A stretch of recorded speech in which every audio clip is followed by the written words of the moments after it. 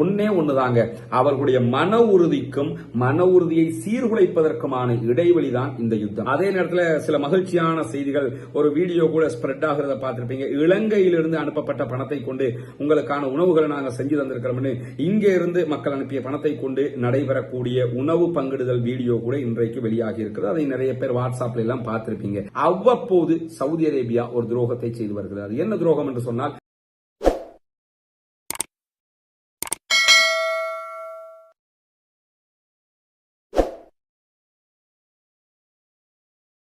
அஸ்ஸலாமு அலைக்கும் வரஹ்மத்துல்லாஹி வபரகாத்துஹு. பேரன்பிற்கினிய சகோதர சகோதரிகளே, நம் அனைவர் மீதும் ஏக இறைவனுடைய அமைதியும் கருணையும் உண்டாகட்டுமாக என்கிற உயரிய பிரார்த்தனைகளோடு 535வது நாளாகவும் காசாவிலும் காசாவையொட்டிய பாலஸ்தீன பெருநிலப்பரப்பிலும் என்னவெல்லாம் நடக்கிறது என்கிற செய்திகளைத்தான் இன்றைக்கு நம்ம பார்க்க இருக்கிறோம்.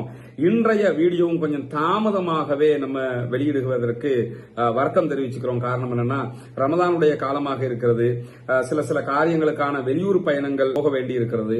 அதே மாதிரி பொத்துவில் பகுதிகளில் நம்ம செய்யக்கூடிய ஹவுசிங் ப்ராஜெக்ட் விஷயமாக சில சகோதரர்களை நண்பர்களை சந்திக்க வேண்டிய தேவைகள் இருக்கிறதுனால சில நேரம் போதாமையாக இருக்கிறது.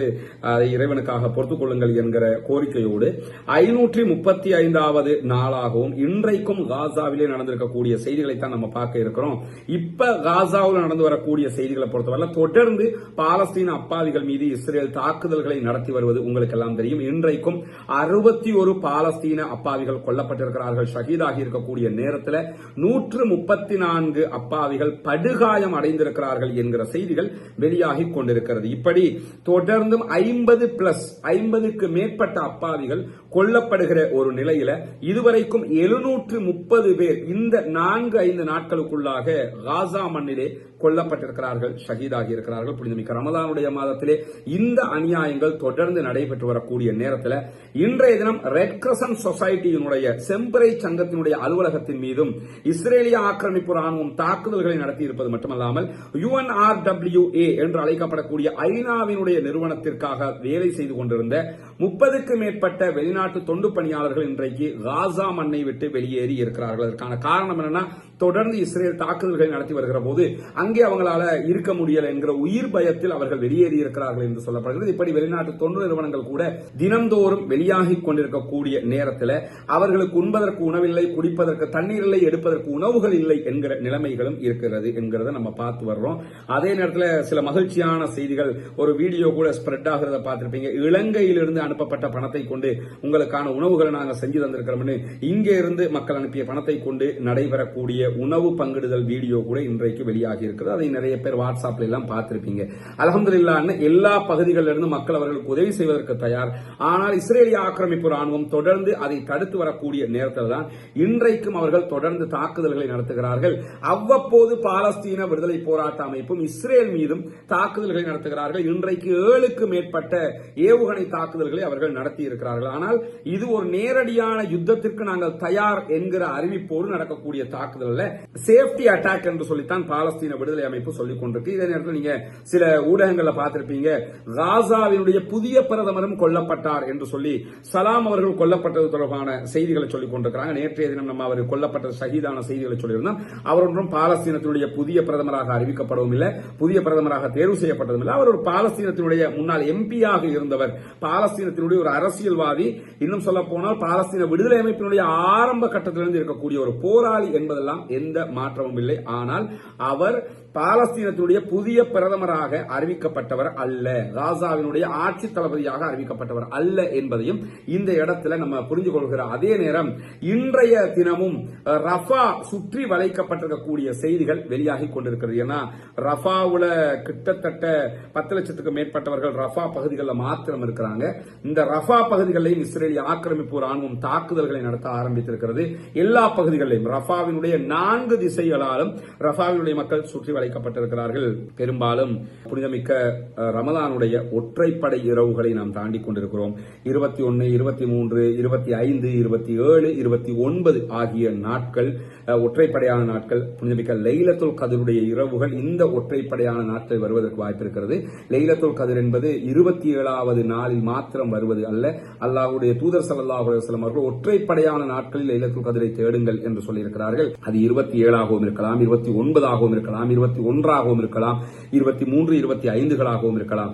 ஒற்றைப்படையினுடைய இரவுகளில் ரஃபாவிலே முற்றுகையிடப்பட்டிருக்கக்கூடிய பாலஸ்தீன அப்பாவிகளுக்காகவும் மொத்த பாலஸ்தீன மக்களுக்காகவும் பிரார்த்தனை செய்யுங்கள். இங்க நடக்கக்கூடிய யுத்தத்தை நீங்க கவனிச்சீங்கன்னா ஒன்னே ஒண்ணுதாங்க, அவர்களுடைய மன உறுதிக்கும் மன உறுதியை சீர்குலைப்பதற்குமான இடைவெளிதான் இந்த யுத்தம்.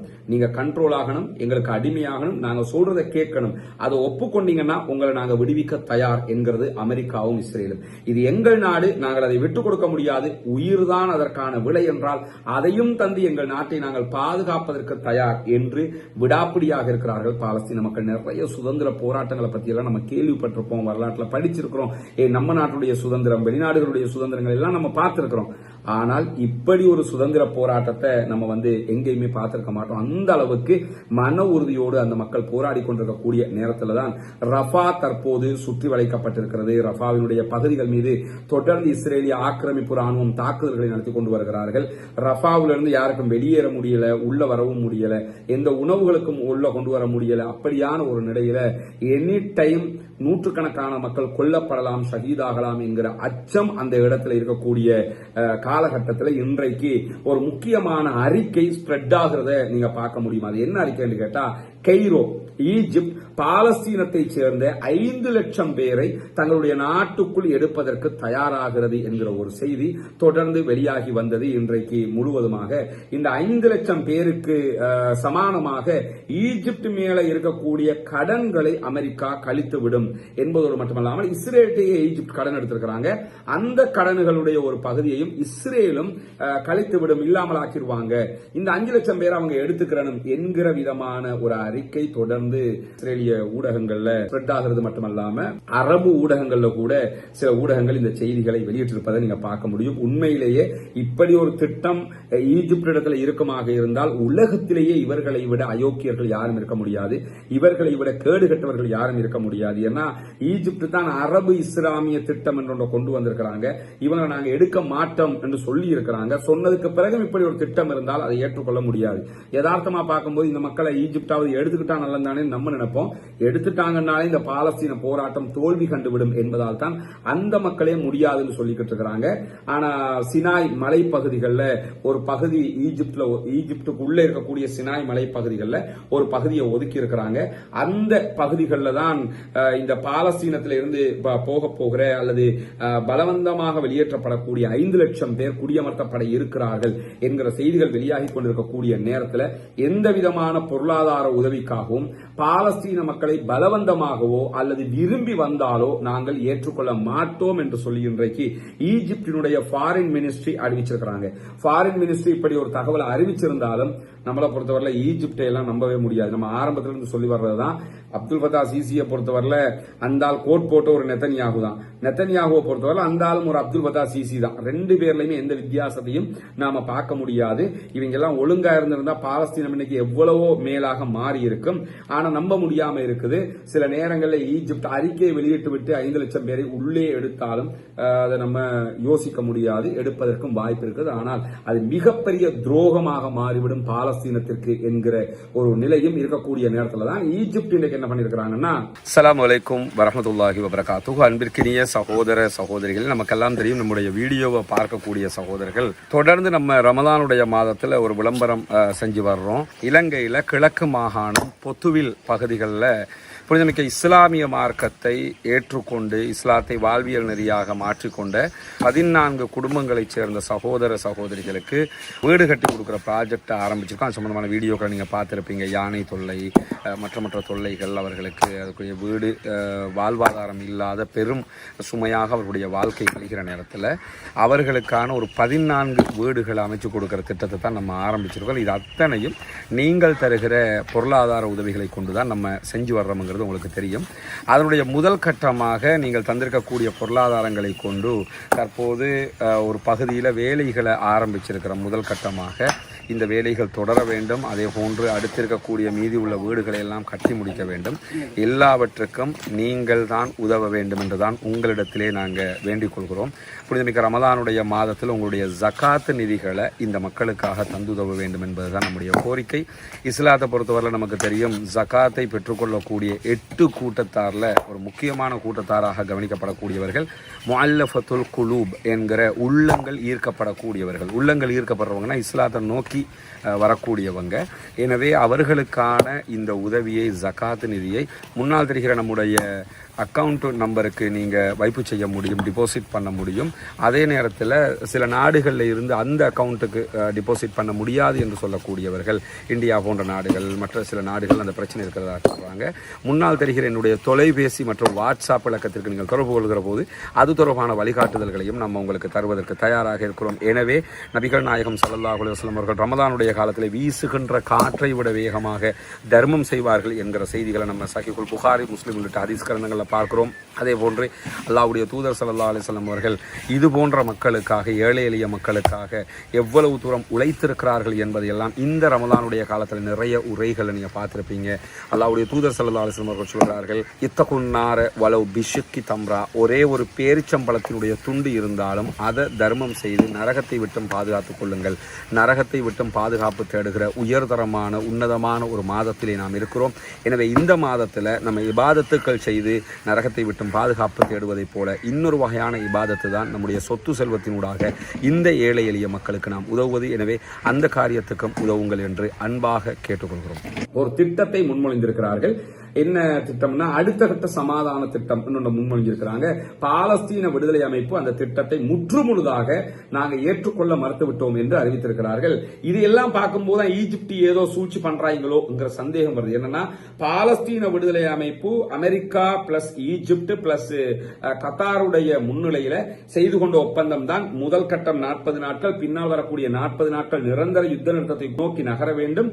3வது நிரந்தர யுத்த நிறுத்தம் தான். 5 ஆண்டுகளுக்குள்ளாக பாலஸ்தீனம் ஒரு ஸ்டேட்டாக, ஒரு நாடாக ரெகக்னைஸ் ஆகும் என்கிற விதமாகத்தான் அந்த ஒப்பந்தம் எல்லாம் இருந்தது. ஆனா அந்த ஒப்பந்தத்தை நீங்க எந்த சர்வதேச ஊடகத்தில் பார்த்தாலும் பலவீனமான ஒப்பந்தம் என்றுதான் அவர்கள் வகைப்படுத்துவார்கள். பிபிசியா இருக்கலாம், CNN இருக்கலாம், அல்லது வால் ஸ்ட்ரீட் ஜேர்னலாக இருக்கலாம், டைம்ஸாக இருக்கலாம், ஏன் அரபு ஊடகங்கள் கூட அதை பத்தி எழுதும் போது என்ன சொல்லுவாங்கன்னா, இது ஒரு பலவீனமான ஒப்பந்தம். பலவீனமான ஒப்பந்தத்துல தனிநாட்டு கோரிக்கை வரைக்கும் போய் நிக்குமா? நிரந்தர யுத்த நிறுத்தம்ங்கிற வேர்டு வருமானா பலவீனமான கோரிக்கை ஏன் காட்ட பாக்குறாங்கன்னா, இது பலவீனம், நாங்க பலமான ஒண்ணு உங்களுக்கு தரப்போறோம் என்று சொல்லி சர்வதேசத்தை நம்ப வைக்க பாக்குறாங்க. இந்த ஒப்பந்தம் பலமான ஒரு ஒப்பந்தம் என்பதை யாரும் மறுக்க முடியாது. இந்த ஒப்பந்தத்தை சீர்குலைக்கிற விதமாகத்தான் இன்றைக்கு என்ன பண்ணிருக்கிறாங்க கேட்டா, எகிப்து ஒரு திட்டத்தை முன்மொழிந்திருக்கிறார்கள்.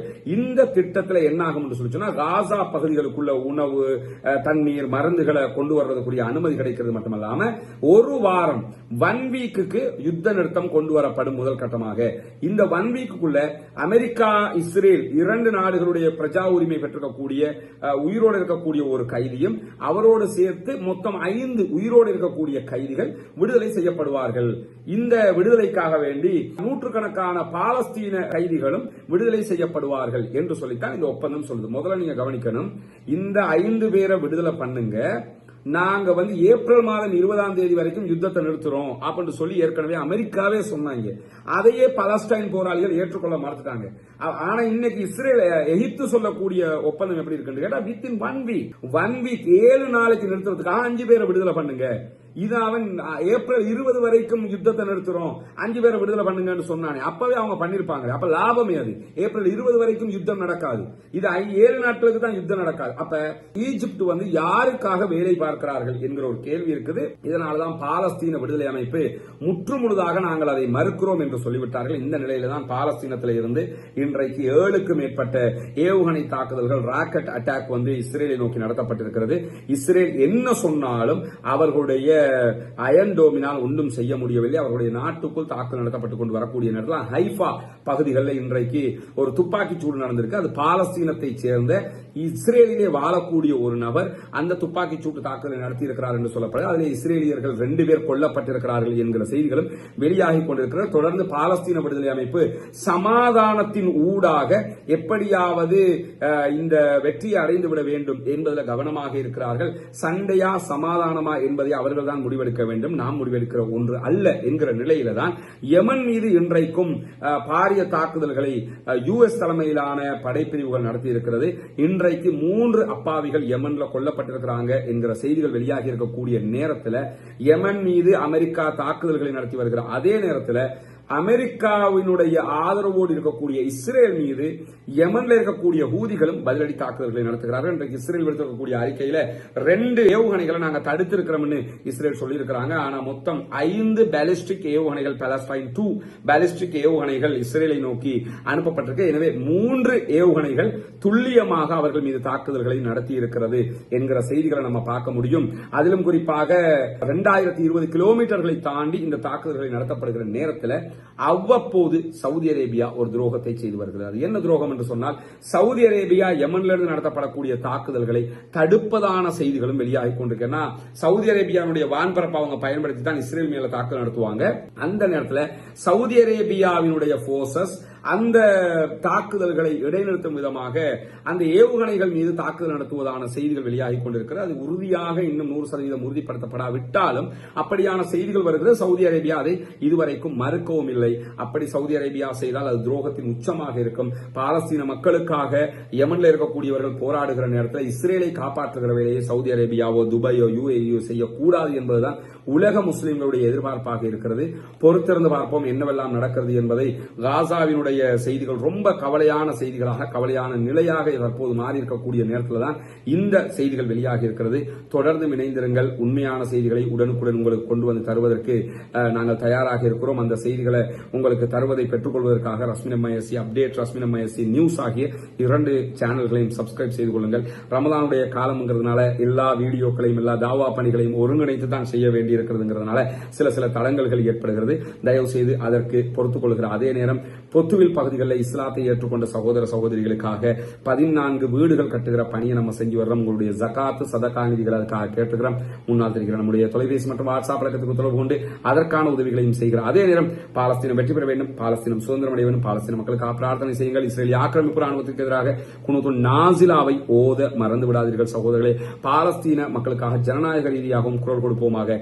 வாஹிரு தஅவானா அல்ஹம்துலில்லாஹி ரப்பில் ஆலமீன்.